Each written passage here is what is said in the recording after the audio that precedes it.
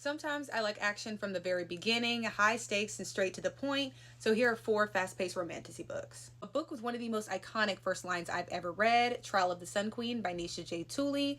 This book, an entire series, was absolutely phenomenal. It's in my God tier list.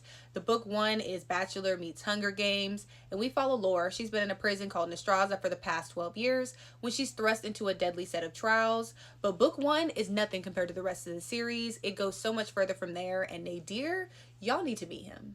Of Deathless Shadows by K.M. Morinova.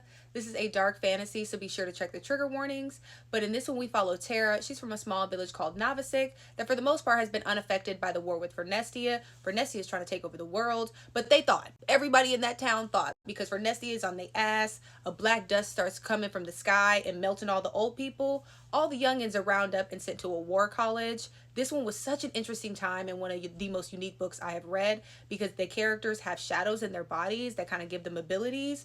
Definitely check this one out. A Broken Blade by Melissa Blair. Our girl Kira goes through it because she's a halfling, but she's also the king's blade, and the king has a beef with halflings. If he finds out about them, he sends Kira to unalive them. When someone starts running amok in the kingdom called the Shadow, Kira is tasked with bringing the king his head, or she's going to lose her own.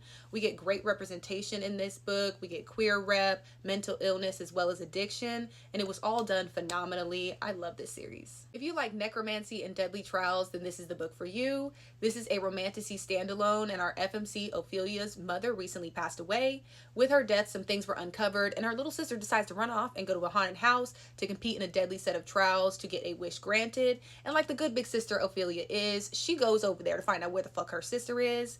We get necromancy, the trials are deadly, and our MMC is a ghost with a dirty mouth. Definitely check this one out too.